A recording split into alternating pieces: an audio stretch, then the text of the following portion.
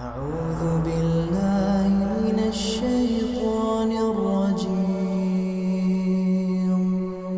بسم الله الرحمن الرحيم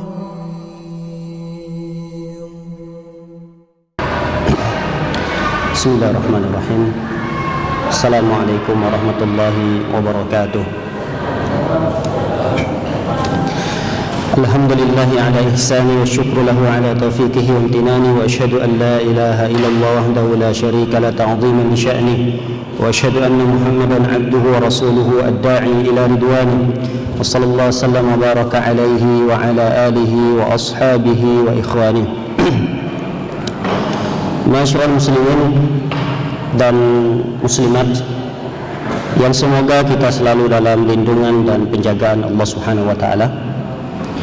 Kembali kita melanjutkan kajian rutin kita membahas kitab yang sangat bermanfaat sekali, yaitu kitab Al-Adabul Mufrad, kitab yang membahas tentang adab-adab. Kita masih pada pembahasan adab berbakti kepada kedua orang tua. InsyaAllah pada kesempatan yang berbahagia ini kita akan melanjutkan bab yang kelima, hadis yang ke-8. Bab yang kelima, hadis yang ke-8, dan hadis ini dinilai sahih oleh para ulama. Bab yang menceritakan tentang linul kalami lil walidayhi, yaitu berlemah lembut dalam bertutur kata di hadapan kedua orang tua. Bab yang menjelaskan tentang wajibnya kita seorang anak berlemah lembut di dalam berbicara, bertutur kata di hadapan kedua orang tua kita. Hadis ini diriwayatkan oleh At-Taisalah bin Mayyas. Taisalah bin Mayyas, beliau berkata, kuntu ma'a an-najdat fa usibtu dunuban la araha illa minal kabair. Aku, kata Tayyas, bersama Najdat. Najdat ini adalah nama kelompok di suatu daerah. Fa asabtu dunuban, aku melakukan sebuah dosa. Aku melakukan beberapa dosa. La araha illa minal kabair, dan aku tidak melihat dosa-dosa tersebut kecuali bagian daripada dosa besar. Fadzakartu dzalika li Ibnu Umar, lalu aku sebutkan dosa tersebut di sisi Ibnu Umar. Ibnu Umar ini adalah sahabat yang mulia, putranya Umar bin Khattab radhiyallahu taala anhu. Lalu Umar pun berkata, "Ma hiya?" Apa dosanya? Apa dosa yang kamu lakukan itu sehingga kamu menganggapnya itu adalah dosa besar? Lalu Taisalah bin Mayyas mengatakan dosanya adalah ini, itu, dan ini. Lalu Ibnu Umar mengatakan, laisat hadhihi minal kabair, ini tidak termasuk dosa besar. Dosa-dosa yang kamu sebutkan itu, kata Ibnu Umar, tidak termasuk dosa besar. Hunna tis'un, ada 9 yang termasuk dosa besar, dirinci oleh Ibnu Umar satu persatu. Yang pertama, al-isyraku billah, melakukan kesyirikan kepada Allah. Wa qatlu nasamah, membunuh jiwa manusia. Wal firaru minaz zahfi, yang ketiga adalah lari dari medan peperangan. Wa qadhful muhsanah, kemudian yang keempat adalah menuduh perempuan-perempuan baik berzina, baik itu perempuan yang masih gadis ataupun yang sudah janda. Lalu perempuan ini kita lihat memang betul-betul menjaga kehormatannya, lalu dituduh sebagai tukang zina, maka ini termasuk dosa besar. Yang keempat. Yang kelima, aklur riba, kemudian yang kelima adalah makan riba. Wa aklu malal yatim, dan yang keenam, makan harta anak yatim. Yang ketujuh, wa ilhadun fil masjid, melakukan pelanggaran di masjid, melakukan dosa-dosa di masjid. Karena di masjid ini seyogianya adalah tempat beribadah, tempat kita berzikir, tempat kita mengaji. Lalu dosa apa saja yang dilakukan di masjid ini termasuk dosa besar. Walaupun perkara-perkara yang ringan di tengah-tengah masyarakat, dia buka informasi, dia buka berita, ternyata ada perempuan yang terlihat auratnya di dalam masjid, itu termasuk dosa besar. Kata Ibnu Umar menyebutkan dari 9 tadi. Ini yang ke-7. Yang ke-8, walladzi yastaskhir. Yang ke-8 dosa besar itu adalah orang yang mencaci, mencela, mengejek. Yang ke-9 ini titik poin yang ingin kita bahas adalah wa bukaul walidaini minal uquq. Dosa yang ke-9 yang disebutkan Ibnu Umar yang termasuk dosa besar adalah membuat kedua orang tua kita menangis dikarenakan uquq. Uquq itu kedurhakaan kita. Sebab durhakanya kita, lalu dengan begitu orang tua kita menangis, maka ini termasuk dosa yang sangat besar. Qala Ibnu Umar, lalu Ibnu Umar pun berkata kepadaku, kepada Taisalah tadi. Apa kata Ibnu Umar? Atafruqu minan nar wa tuhibbu an tadkhulal jannah? Maukah engkau terhindar dari api neraka dan sukahkah engkau masuk ke dalam surga? Kata Ibnu Umar. Lalu aku pun menjawab, "I wallah, mau, demi Allah saya mau." Qala, lalu Ibnu Umar mengatakan, "Ahayyun waliduk?" Apakah orang tuamu masih hidup? Lalu dia menjawab, "Qultu indi ummi." Aku masih memiliki ibu. Qala, kalau begitu, fa wallah law alantal lahal kalam wa at'amtaha at-ta'am la tadkhulannal jannah majtanabtal kaba'ir. Demi Allah, dengan engkau masih memiliki ibu tersebut, engkau berbicara di hadapannya dengan tutur kata yang lembut, wa at'amtaha at-ta'am, engkau beri dia makan, ibumu tersebut, la tadkhulannal jannah, sungguh engkau akan dimasukkan ke dalam surga, majtanabtal kaba'ir, selama engkau meninggalkan dosa-dosa besar. Ini hadis yang ke-8 dari bab ini. Baik, para hadirin yang hadirat dimuliakan oleh Allah Subhanahu wa taala. Ada beberapa pelajaran yang bisa kita ambil dari hadis ini.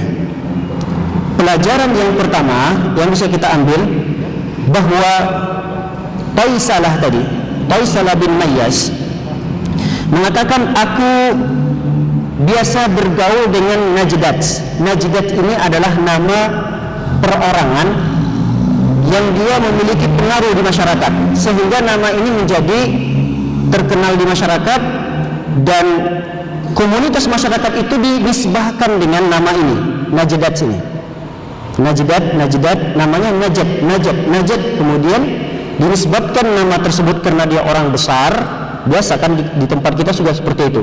Kalau ada orang besar, orang berpengaruh, terkadang nama kampung itu dinamakan dengan nama dia, atau nama jalan itu dinamakan dengan nama dia. Dulu orang Arab juga seperti itu. Nah, kata Taisalah, aku biasa bergabung dengan mereka-mereka ini, komunitas Najdat ini. Ternyata Najdat ini memiliki pemikiran yang keliru, pemikiran yang luar biasa menyimpang dari ajaran Islam. Mereka ini memiliki pemikiran Khawarij. Di antara pemikiran yang rusak dari pemahaman Khawarij ini adalah mengkafirkan pelaku dosa-dosa besar. Makanya tadi Taisalah kan dia mengadu kepada Ibnu Umar, "Wahai Ibnu Umar, saya melakukan dosa begini, dan aku melihat dosa-dosa tersebut adalah dosa besar." Ternyata Ibnu Umar mengatakan, "Apa dosanya? Coba sebutkan." Disebutkan oleh laki-laki tersebut A, B, C. Kata Ibnu Umar, bukan dosa besar itu. Ternyata memang mereka berpemahaman bahwa pelaku dosa besar, misal berzina, minum khamar, judi, kafir, kekal di neraka. Ini pemahaman yang keliru dalam akidah Islamiyah.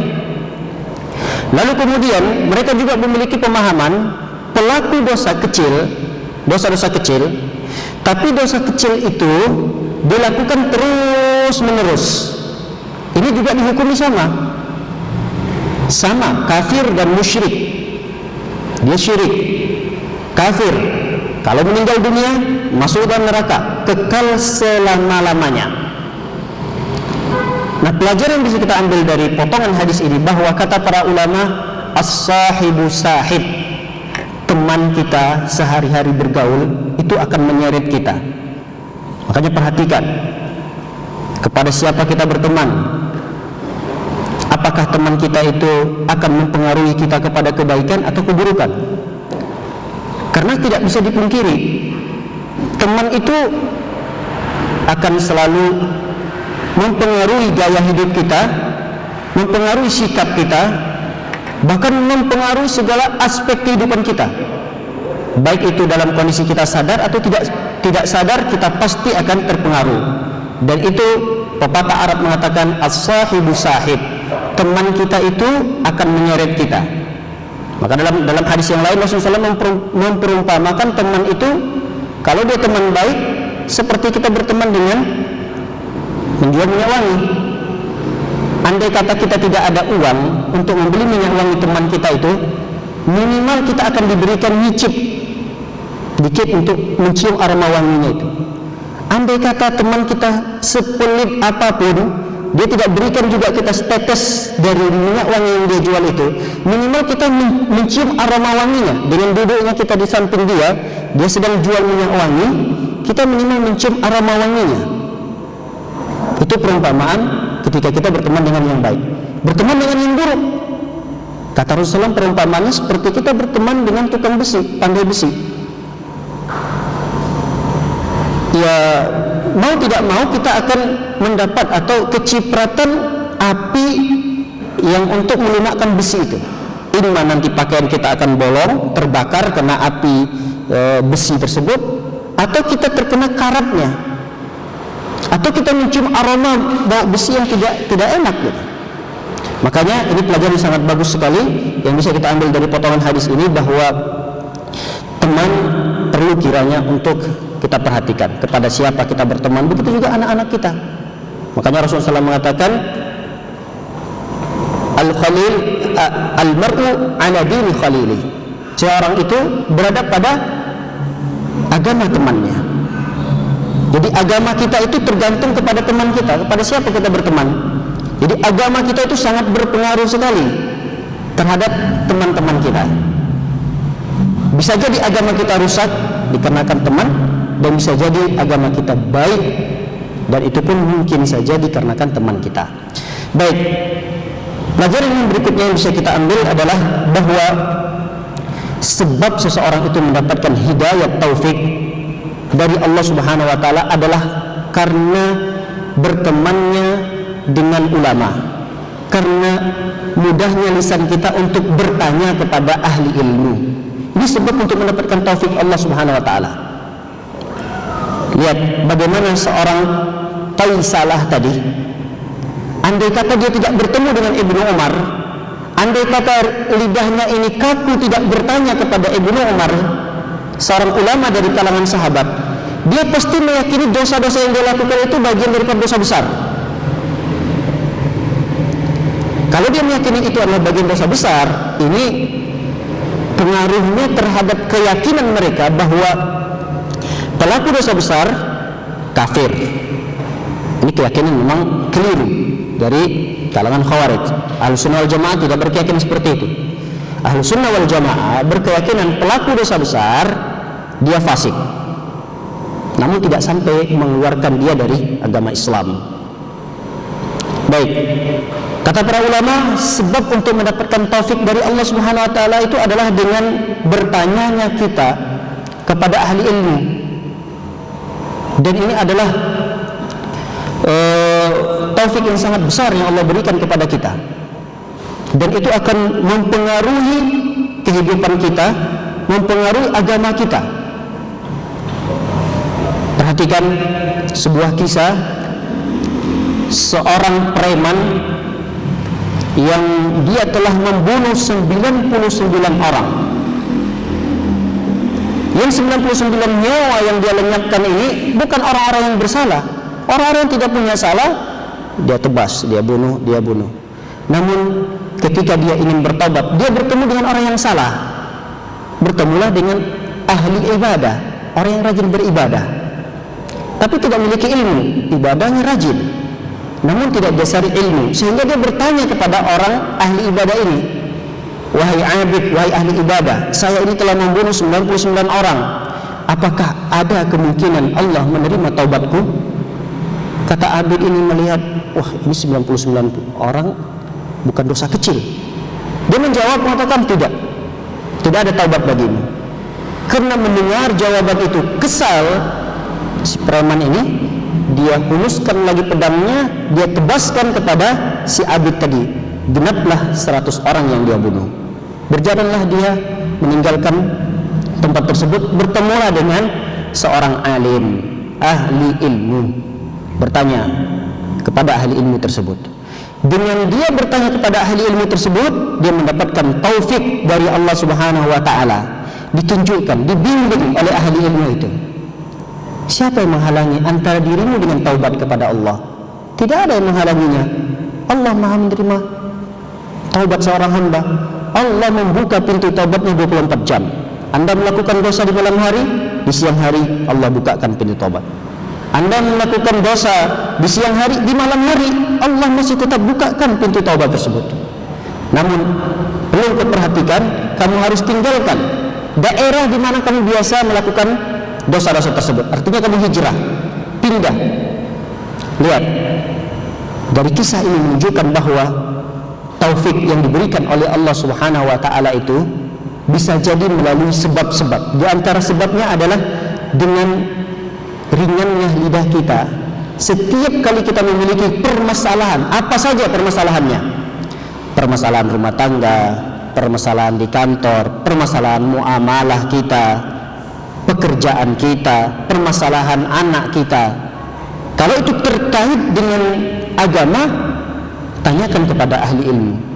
Ya kecuali memang permasalahan-permasalahan duniawi, permasalahan-permasalahan kesehatan, tanyakan kepada ahli masing-masing. Kalau dia masalah kesehatan berarti tanya kepada dokter. Kalau dia misalnya permasalahan pembangunan, tanya kepada ahlinya. Namun kalau dia terkait dengan permasalahan agama, juga tanya kepada ahli ilmu, karena dia akan membimbing kita kepada suatu hal yang baik dalam agama ini. Baik, para hadirin yang dirahmati oleh Allah Subhanahu wa taala. Hadis ini menyebutkan ada 9 dosa besar secara rinci oleh Ibnu Umar tadi. Namun kata para ulama, ini tidak membatasi, tidak hanya terbatas kepada 9 ini, masih banyak lagi dosa-dosa besar yang lain. Bahkan Al-Imam Az-Zahabi membuat satu kitab khusus tentang dosa-dosa besar. Kitab tersebut beliau beri nama Al-Kabair. Nah, di sana nanti bisa kita lihat satu persatu dari dosa besar yang dirinci oleh Al-Imam Az-Zahabi. Baik, para hadirin bahadiran yang oleh Allah Subhanahu wa taala, yang ingin kita garis bawahi dari potongan hadis ini adalah Ibnu Umar ketika bertanya kepada Qaisalah tadi, ketika dia melihat dosa-dosa yang begitu banyak dia lakukan, kira-kira untuk mendapatkan sebab keampunan Allah itu dengan cara apa selain dengan bertaubat? Kata Ibnu Umar bertanya, apakah engkau masih memiliki orang tua? Iya, saya masih memiliki ibu. Lalu lihat, kata Ibnu Umar, demi Allah, ibu yang engkau masih miliki tersebut, kalau engkau bisa bertutur kata dengan santun, tidak mengangkat suaramu di hadapan ibumu, maka ini merupakan sebab engkau akan dimasukkan ke dalam surga dan dijauhkan dari api neraka. Terkadang kan kita banyak beralasan, wah Ustaz, saya ini memang dari suku yang berbeda, dan kami itu sudah biasa ngobrol bicara di depan orang tua, itu sudah biasa, suku kami sudah biasa. Jadi itu tidak dipermasalahkan di tengah-tengah masyarakat. Tidak bisa kita beralasan seperti itu. Syariat yang menjelaskan bahwa ketika kita berbicara di depan orang tua kita, jangan sampai volume bicara kita itu lebih tinggi daripada kedua orang tua kita. Misal kalau orang tua kita itu volumenya 10, kita tidak boleh 10,5 gitu. Kita di bawahnya 10 orang tua kita, berarti kita 9 atau 8. Itu merupakan kewajiban kita sebagai anak, dan itu adalah bagian daripada bakti seorang anak kepada orang tua. Jadi dikatakan seorang anak itu berbakti kalau di depan orang tua berbicara, mengangkat suaranya. Orang tua kita di depan atasan kita saja kita bisa kok berbicara itu dengan suara yang lirih gitu. Padahal ketika kita menyampaikan pendapat kita dan kita nutot gitu dengan pendapat kita, inilah yang terbaik gitu. Tapi tidak pernah kita menyampaikan kepada atasan kita itu dengan suara yang tinggi. Tapi ketika kita katakan kepada seorang tersebut, kenapa depan orang tua nggak bisa? Oh, memang seperti itu, sudah biasa di tengah-tengah masyarakat. Tidak mengapa, Ustaz. Nggak boleh, tetap tidak boleh. Dan termasuk seorang anak dikatakan tidak berbakti kepada kedua orang tua adalah ketika dia tidak mampu menyederhanakan suaranya ketika berbicara di depan kedua orang tuanya. Karena itu merupakan sebab, kata para ulama, seorang itu dijauhkan dari api neraka dan dimasukkan ke dalam surga. Lihat, selanjutnya Ibnu Umar menasihati kita, selain kita harus bertutur kata dengan ucapan yang lembut, ucapan yang santun. Terkadang ada suara anak itu santun sekali, lembut, tapi konteksnya, isinya itu sangat pedas. Dia juga tidak boleh. Dia suaranya kecil, tidak lebih tinggi daripada kedua orang tuanya, tapi isi pembicaraannya juga terkadang menyakiti dan menggores hati kedua orang tuanya. Ini juga suatu hal yang dilarang dalam Islam. Karena makna, kata para ulama, makna bertutur kata dengan santun itu tidak hanya suaranya yang di bawah, artinya tidak lebih keras dari suara ibunya, tidak hanya itu, tapi kata para ulama, pembicaraannya juga, konteks isi dari pembicaraan itu juga tidak sampai menyakiti hati kedua orang tua. Lihat, luar biasa syariat kita, sampai sedemikian mengatur umat Islam ini ketika berbicara di hadapan kedua orang tua. Termasuk juga berkata kasar.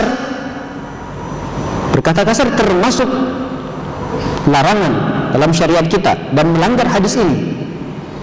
Apalagi kata kasarnya itu lebih tinggi suaranya daripada kedua orang tua kita.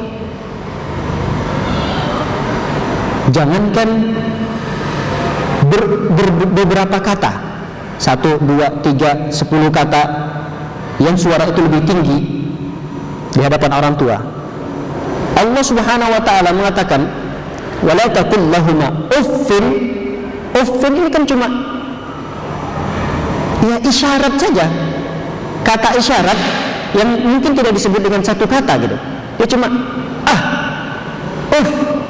artinya penolakan seorang anak dengan bahasa yang lebih ringan. Seorang anak itu kalau dia menolak perintah orang tuanya dengan bahasa yang lebih ringan adalah dengan kata itu paling ringan gitu. Ucapan penolakan yang paling ringan seorang anak kepada orang tua adalah Kalau dia katakan saya nggak mau, itu berarti lebih parah lagi. Dengan ucapan saja tidak boleh. Misal seorang ibu mengatakan, "Nak, tolong dulu belikan garam ya." Dia katakan, "Tunggu nak, saya lagi asik main."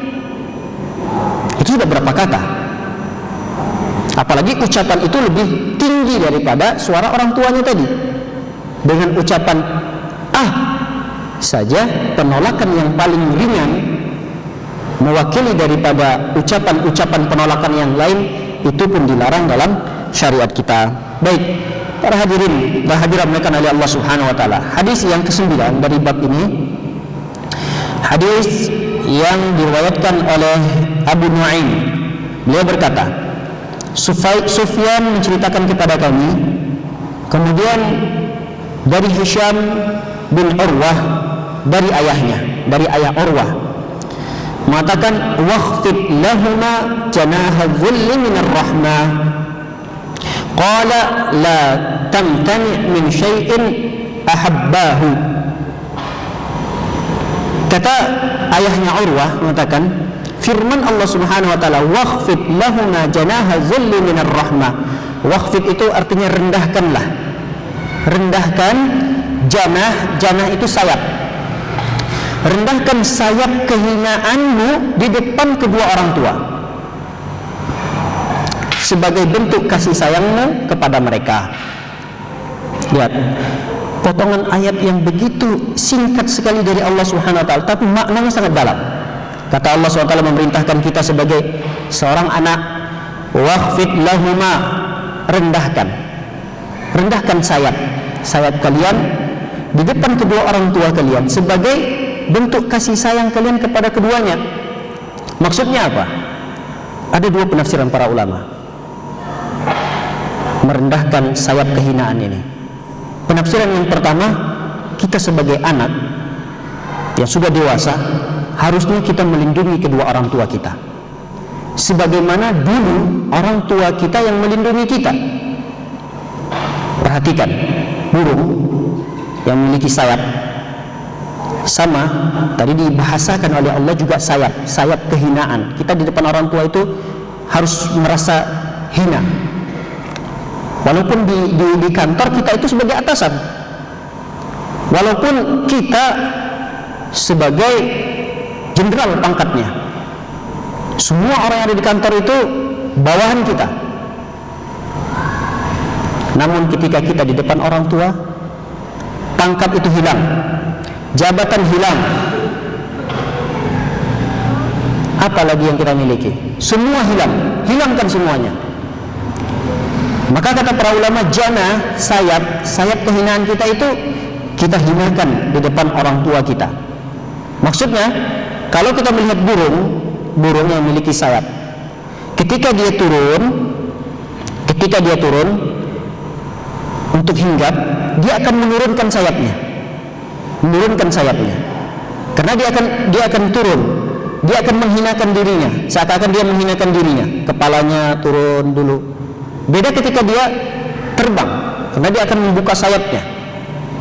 Artinya di depan kedua orang tua kita itu kita harus bersikap tawadhu, rendah diri, rendah hati. Mohon maaf, bukan rendah diri, rendah hati. Rendah hati, tidak bersikap sombong. Makanya ditafsirkan oleh para ulama di sini, la tamtani min syai'in ahabbahu. Maksudnya, jangan sekali-kali menghalangi kedua orang tua kepada sesuatu yang disukai oleh orang tua. Ya, la tamtani min syai'in. Jangan halangi orang tua kita terhadap sesuatu yang disukai oleh orang tua. Terkadang kan kita ini sebagai anak terlalu mengekang orang tua, apalagi orang tua kita itu sudah berusia senja gitu. Terkadang orang tua kita itu pengen makan ini. Ternyata dia makan di belakang kita tanpa sepengetahuan kita. Di suatu ketika mungkin di malam hari yang makanan itu seharusnya tidak boleh dimakan oleh orang tua yang apalagi usianya sudah senja, lalu dengan begitu kita marah-marah gitu. Tidak boleh. Oleh karenanya pernah ada seseorang yang datang kepada saya bertanya, Ustaz, saya ini termasuk orang yang alhamdulillah diberikan kenikmatan oleh Allah. Saya diberikan pekerjaan yang dekat dengan orang tua, saya bisa berbakti kepada orang tua, saya bisa menjaga orang tua saya. Tapi suatu ketika saya ingin menunjukkan bakti saya kepada orang tua itu, pernah orang tua makan sembunyi-sembunyi. Makanan itu sudah memang tidak baguslah dimakan oleh orang tua saya yang usia senja. Dengan begitu saya mengucapkan suatu ucapan yang menyinggung perasaannya. Sampai sekarang orang tua saya tidak baguslah responnya gitu. Apa ucapannya? Dia mengatakan, ucapan saya, Ustaz, Mama, seharusnya Mama nggak boleh makan ini, apalagi udah jam malam segini. Mama tahu kalau Mama nanti sakit, kemudian berapa biaya rumah sakit, kemudian berapa orang yang akan direpotkan nanti kalau Mama sakit, dan seterusnya. Lalu saya mengatakan, keinginan Anda sangat bagus. Anda memang memiliki niat dan tekad betul-betul ingin menjaga orang tua, tapi caranya salah.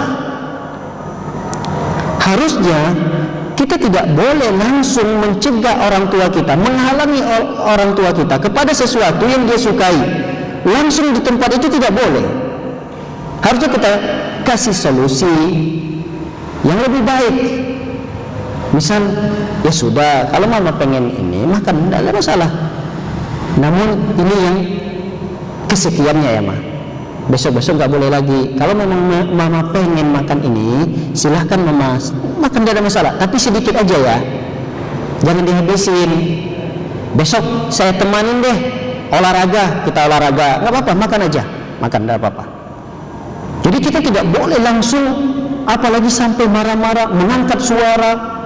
Tidak boleh, walaupun demi kebaikan orang tua kita. Ini maksudnya tawadhu, kita merendahkan sayap kehinaan kita di depan kedua orang tua kita, walaupun dalam posisi kita benar. Apalagi makanan itu memang tidak baik, namun karena memang orang tua kepengen gitu, kepengen makan itu, udah biarkan. Jangan kita malah menyumpah dengan sumpah serapah, mengatakan nanti kalau Mama sakit, masuk rumah sakit, biayanya besar, berapa orang yang akan direpotkan nanti kalau Mama sakit. Apa Mama nggak berpikir seperti itu? Ini kan kata-kata yang tidak baik di hadapan orang tua. Harusnya dia memilih kata-kata yang bagus, agar bagaimana orang tuanya tetap mencicipi makanan itu, namun dia memberikan solusi-solusi yang lain. Ini praktik yang harus dilakukan untuk mengamalkan firman Allah Subhanahu wa taala ini. Ada tafsiran yang kedua tadi, selain tafsiran yang pertama tawadhu, berkata yang santun depan kedua orang tua, tawadhu. Kemudian yang kedua adalah melindungi kedua orang tua, karena Allah Subhanahu wa taala menggunakan bahasa sayap. Kita lihat kalau seekor burung itu, ketika dia ingin melindungi anaknya, terkadang dia akan kepakkan sayapnya untuk melindungi anak-anaknya. Begitulah seorang anak yang sudah dewasa, ketika mendapati kedua orang tuanya atau salah satu dari kedua orang tuanya yang masih hidup, dia harusnya menggunakan sayapnya atau kekuasaannya, kekuatan dan kemampuannya duniawi yang dia miliki, harta benda yang dia miliki, untuk menjaga kedua orang tuanya. Ini harus dilakukan oleh seorang tersebut. Baik para hadirin dan hadirat yang dimuliakan Allah Subhanahu wa taala, ini hadis yang kedua yang kita bahas pada kesempatan ini, hadis yang ke-9. Kemudian hadis yang ke-10, bab yang baru, bab yang ke-6, bab jazaa'ul walidaini, membalas jasa baik kedua orang tua, membalas budi baik kedua orang tua kita. Artian hadis ini diriwayatkan oleh Abu Hurairah. Abu Hurairah radhiyallahu taala anhu mendapatkan hadis ini dari Nabi sallallahu alaihi wasallam. Nabi SAW bersabda, "La tajzi waladun walidahu illa an yajidahu mamlukan fayashtarihi fayu'tiquhu." Perlu kita pahami bahwa seorang anak tidak akan mampu untuk membalas jasa kebaikan kedua orang tua. Apa dalilnya? Hadis ini. Sebesar apapun kebaikan yang diberikan oleh seorang anak kepada kedua orang tuanya, tetap tidak akan bisa membalas kebaikan kedua orang tuanya. Rasulullah SAW yang mengatakan demikian. Kata Rasulullah, la tajzi waladun walidahu, seorang anak tidak akan bisa membalas kebaikan kedua orang tuanya illa kecuali an yajidahu mamlukan, dia mendapati orang tuanya itu dalam kondisi hamba sahaya. Dia mendapati kedua orang tuanya atau salah satu dari kedua orang tuanya statusnya itu hamba sahaya, bukan orang merdeka. Dan ini tidak mungkin kita bisa lakukan. Kata Rasulullah SAW, fayashtarihi, lalu dia beli orang tuanya tersebut. Dia beli orang tuanya, fayu'tiqahu, kemudian dia bebaskan. Inilah satu-satunya cara yang dijelaskan oleh Rasulullah SAW bagi seorang anak yang ingin membalas jasa kebaikan kedua orang tuanya. Dan itu tidak mungkin bisa terjadi di zaman ini, di zaman kita. Adapun mungkin zaman-zaman setelah kita, wallahu a'lam, bisa jadi ada perbudakan lagi, bisa diamalkan hadis ini. Tapi di zaman kita sudah tidak ada perbudakan. Yang menjadi pertanyaan besar kita, kenapa kok bisa gitu untuk membalas jasa kedua orang tua itu dengan membebaskan dia? Kata para ulama, budak ini kan dia tidak punya apa-apa. Kalau seseorang berstatus budak, dia tidak punya apa-apa, sebesar harta pun tidak punya. Jangankan harta, nyawanya sendiri punya tuannya. Jadi dari ujung rambut sampai ujung kakinya itu bukan punya dirinya sendiri, tapi punya tuannya. Nah, ketika dia tidak memiliki dirinya sendiri, artinya dia tidak memiliki kehidupan untuk dirinya sendiri. Jadi kehidupannya itu untuk orang lain. Dia bekerja untuk tuannya, dapat uang, setor ke tuannya. Baju yang dia pakai, baju tuannya. Dia tidak punya harta, dia tidak punya kehidupan. Itulah status budak. Ketika ada seorang anak melihat ternyata orang tuanya masih berstatus budak, dia beli dan dia bebaskan, berarti seakan-akan orang ini hidup lagi gitu, kembali hidup lagi. Inilah yang bisa membalas jasa orang tua, karena seakan-akan dia menghidupkan kembali orang tuanya, sebagaimana dia hidup itu karena sebab orang tua. Kita ada di dunia ini sebab siapa? Kita hidup di dunia ini sampai besar, sampai saat ini karena jasa siapa?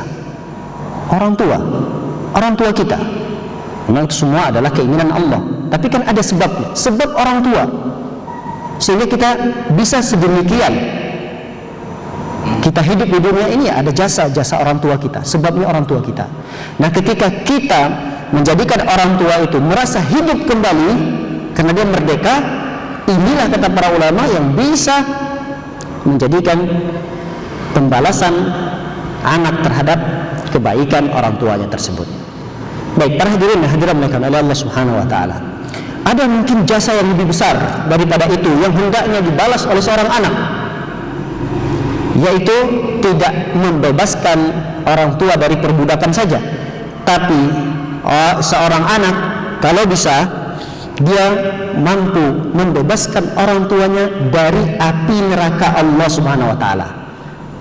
Ini adalah tingkat pembalasan yang begitu tinggi dari seorang anak terhadap jasa orang tuanya. Apa itu? Dia bisa mengarahkan dan menarik kedua tangan orang tuanya untuk dibawa, diajak masuk ke dalam surga. Jasa yang seperti inilah yang harus dilakukan oleh seorang anak. Dengan cara apa? Tentunya dengan cara mengajak orang tua kita kepada kebaikan. Kita berdakwah. Ustaz, saya ini bukan seorang ustaz, saya tidak bisa mendakwai orang tua saya. Tugas dakwah itu bukan hanya ustaz. Siapa saja bisa berdakwah. Dakwah itu kan mengajak kebaikan, mencegah kemungkaran. Ini tidak baik, ini baik. Ajak, ini buruk, tinggalkan. Nah, ketika kita mampu melakukan itu di hadapan orang tua, seakan-akan kita menjadi sebab orang tua itu terbebaskan dari api neraka, maka Masya Allah, ini adalah pembalasan yang sangat besar jasa yang sangat besar yang dilakukan oleh seorang anak yang dia akan mampu membalas kebaikan kedua orang tuanya tersebut. Namun tentu kita harus perhatikan cara-cara ketika kita ingin mengajak orang tua kita ke dalam surga Allah Subhanahu wa taala. Jangan dengan cara yang tidak baik. Ketika kita mendapati orang tua kita melakukan suatu pelanggaran. Misal kita punya ibu kita ini masih belum bisa menutup auratnya. Dengan demikian kita tidak boleh mengajak kedua orang tua kita, khususnya ibu kita, untuk menutup aurat, tapi dengan cara berdebat, mengangkat suara, merasa lebih pintar, kemudian seperti seakan-akan kita menggurui orang tua tersebut. Tidak, kita sekedar mengajak, ayo ibu, ayo mama harusnya menutup aurat kalau keluar. Ini kan ada laki-laki yang tidak mahram bagi mama harus menutup aurat.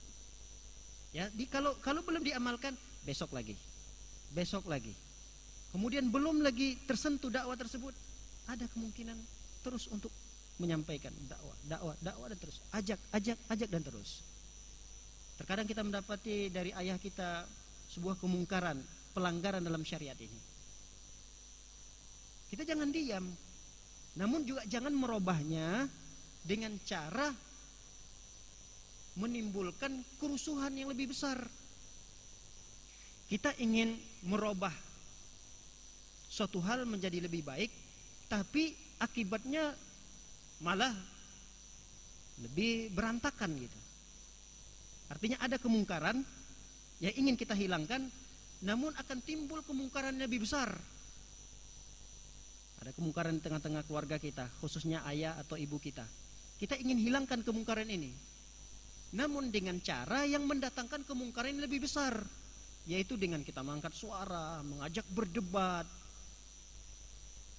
seakan-akan kita ini sebagai ustadz yang sudah menguasai dalil-dalil semuanya, dan seakan-akan kamu ini harus mengikuti ucapan saya.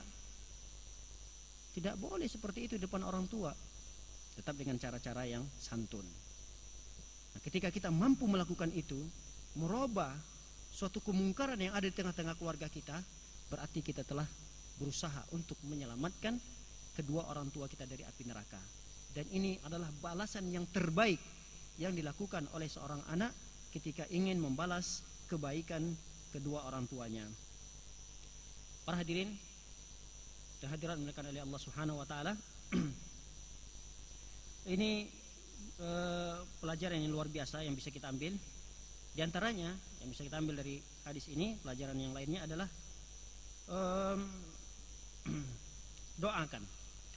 doakan orang tua kita. Mungkin dengan kita berusaha mengajak, mencegah kemungkaran, ajak lagi, cegah lagi kemungkaran yang ada. Tapi di samping itu kita jangan lupa berdoa.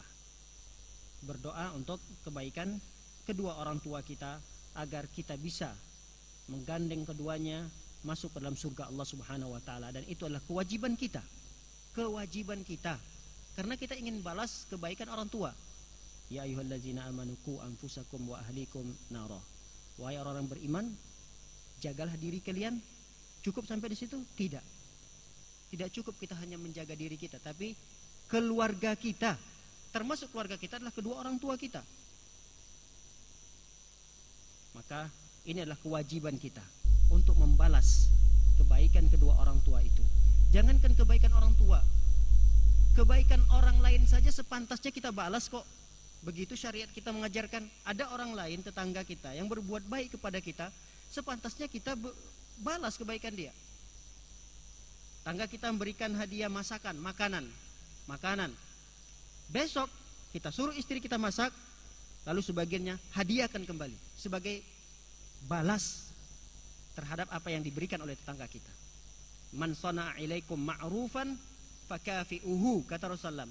Kalau ada orang yang berbuat baik kepadamu, balas. Kalau ada orang, apalagi orang tua kita, orang lain saja berbuat baik, diperintahkan oleh syariat kita untuk membalas. Makanya untuk saling berbagi hadiah, bertukar hadiah, apalagi orang tua kita. Walaupun kita tidak mampu membalas jasa orang tua keseluruhannya, minimal sebahagiannya kita berusaha dan terus berusaha. Wallahu ta'ala alam bisawab.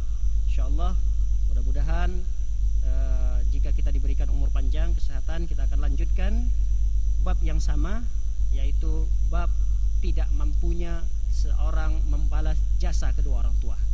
Termasuk masih bab yang sama, tapi kaitan hadis-hadisnya adalah bukti bahwa seorang anak tidak bisa membalas jasa kedua orang tua. Semoga bermanfaat. Barakallahu fikum. Mohon maaf atas segala kekurangan, dan yang benar datangnya dari Allah, yang salah datangnya dari pribadi kami dan kekurangan ilmu kami. Wabillahi taufiq wa hidayah. Wa sallallahu ala nabiyina Muhammadin wa ala alihi washabihi wasallam ajma'in. Akhiru da'wana alhamdulillahi rabbil alamin. Assalamualaikum warahmatullahi wabarakatuh.